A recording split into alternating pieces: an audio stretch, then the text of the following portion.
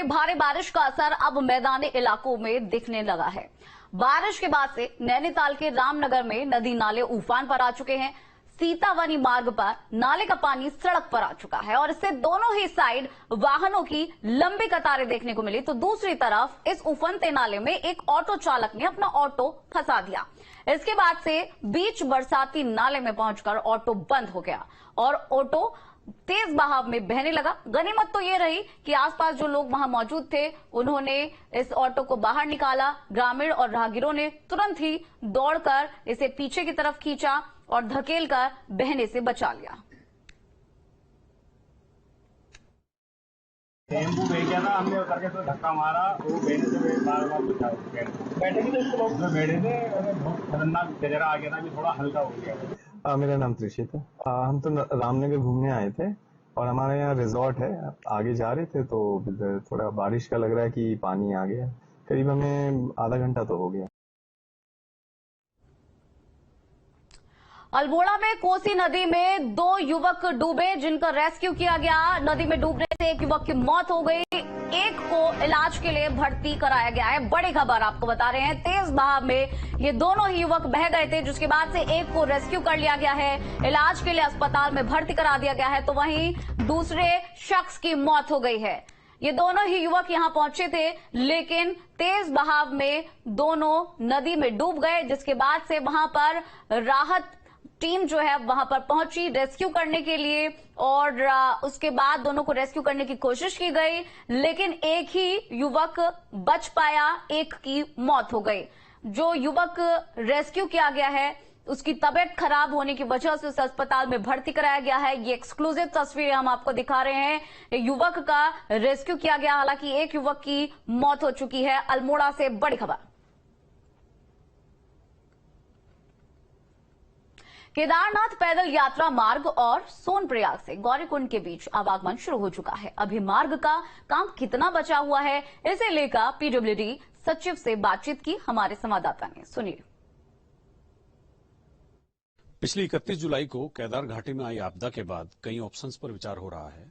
यदि भविष्य में इस तरह की पुनरावृत्ति होती है तो वैकल्पिक रास्ते चूंकि बहुत लिमिटेड हैं, तो वैकल्पिक मार्ग कौन कौन से हो सकते हैं ताकि यात्रा में फंसे लोगों को रेस्क्यू भी किया जा सके और एक अल्टरनेट रूट पर काम भी किया जा सके। मेरे साथ पीडब्ल्यूडी सेक्रेटरी हैं पंकज पांडे जी। तो पंकज जी से पूछते हैं, चूंकि कुछ चीजें अनुसंधान में हैं इस समय, उन पर किस किस तरह से काम चल रहा है। पंकज जी, ये पिछले 31 जुलाई को बड़ी बड़ी आपदा थी, उसके बाद ये सारी चीजें विचार में आ रही हैं, तो अभी हम क्या कर रहे हैं और किस स्टेज पर है? हम लोगों ने देखिए बहुत प्रयास करके 7 तारीख को हम लोगों ने रास्ता खोला था, लेकिन क्योंकि बारिश लगातार हो रही थी तो बीच बीच में प्रॉब्लम आ रही थी। तो उस टाइम पे ये डिस्कस किया गया कि अगर कोई और ऑल्टरनेटिव रास्ते हों तो भविष्य में अगर कहीं ऐसी जरूरत पड़ती है तो उसको हम कैसे एक्टिवेट करें। तो उसमें 2 रास्ते उस टाइम पे हम लोग को स्क्रीन पे अगर विजुअलाइज निश्चित रूप से ये अगर आप देखेंगे तो ये सोनप्रयाग है, ये गौरीकुंड है। एक रास्ता है फॉरेस्ट का, नीचे ये चौमासी है। चौमासी एक जगह है जहां तक हमारी रोड है। तो चौमासी से अपर रिज के ऊपर एक पैदल ट्रैक है इनका, जो फॉरेस्ट डिपार्टमेंट का है। उसको ये लोग इंस्पेक्शन के लिए और अपने जो रूटीन गश्त करते हैं उसके लिए इस्तेमाल करते हैं। तो ये रास्ता जाता है सीधे केदारनाथ धाम तक जाता है। वहां पर जो भैरव जी हैं वहां तक ये रास्ता जाता है। तो ये इसको हम रास्ता सड़क नहीं कर सकते क्योंकि इसको हम कंस्ट्रक्शन में नहीं कर सकते, पूरा ये रिजर्व फॉरेस्ट का एरिया है।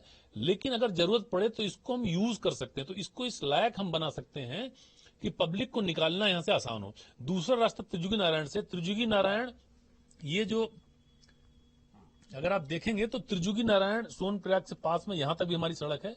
इससे अपर रिज से जाते हैं, ये भी एक फॉरेस्ट का एक पैदल रास्ता, ब्राइडल पाथ बोल सकते हैं आप इसको, या कुली वाला रास्ता बोल सकते हैं। ये ऊपर जाता है, ये भी आगे जाके केदारनाथ धाम पे पहुंचता है।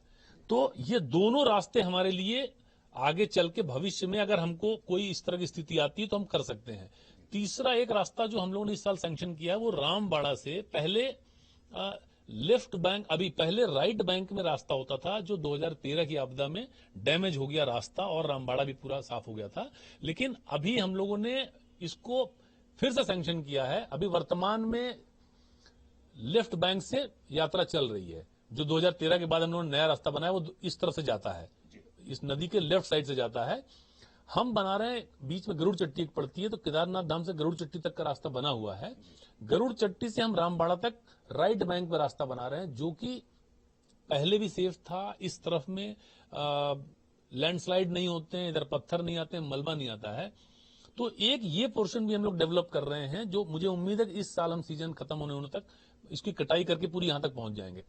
मेरे साथ थे पीडब्ल्यूडी सेक्रेटरी पंकज पांडे जी। तो उन्होंने बताया कि केदारनाथ की आपदा के बाद कई विकल्पों पर विचार हो रहा है और वो विचार उन्होंने स्क्रीन पर आपके सामने रखे हैं।